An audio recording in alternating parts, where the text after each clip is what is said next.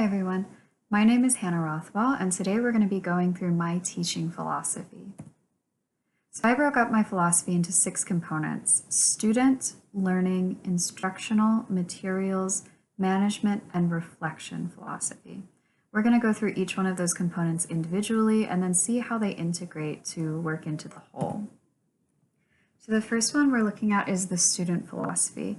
So first and foremost, I believe that all students are capable of learning. That being said, students don't all learn in the same way.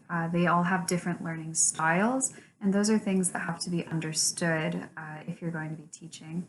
Another thing is that students tend to be more motivated to study things that they're interested in or things that are relevant to their lives. And so that's something that I try to integrate into my overall teaching philosophy and remember those things when I'm creating materials and instructional habits.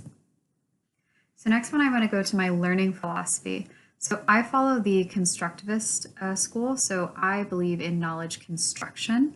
So that means that students are the ones that are actually constructing the knowledge rather than the teacher imparting knowledge. It's not so much that the teacher is the one giving and the student is the one receiving. It's more that students are the ones that have to construct knowledge based off of what the teacher is showing to them. I also believe that knowledge is experientially rooted and learning is experientially rooted. So that means that students or any learners, they construct new knowledge based off of knowledge that they already have.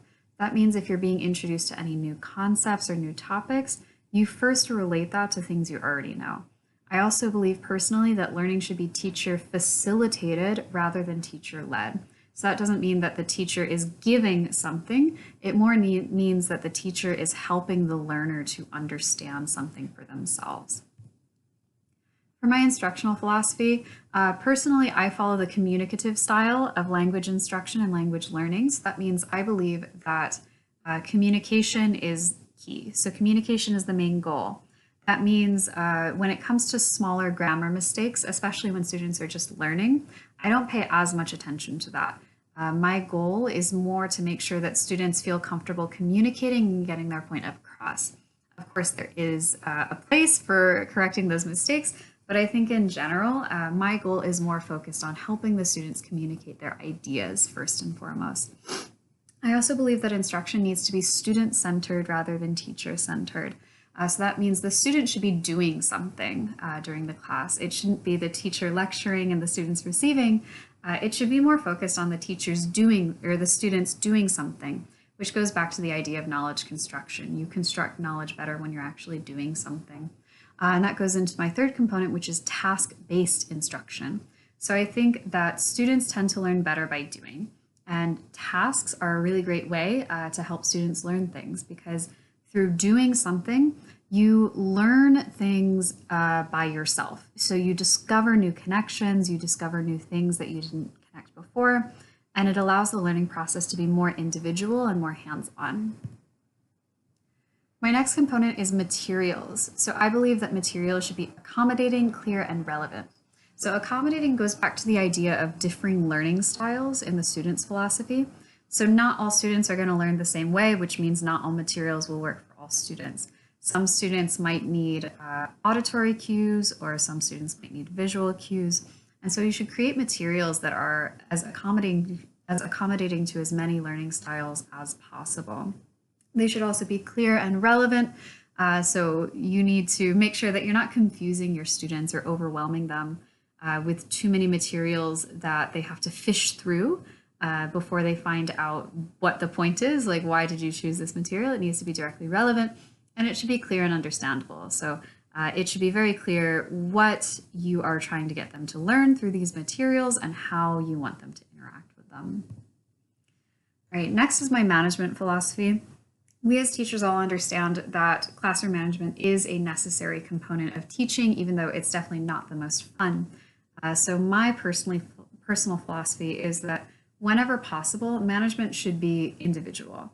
So if you have an individual student that is causing disruptions in the class, you need to address that student individually. I don't believe in whole class punishments, and I certainly don't believe in whole class shaming. I think that it is better to take individual action and make sure that it is appropriate So that means the punishment should fit the crime, right? You should not take disproportionate actions, with a student who's being disruptive.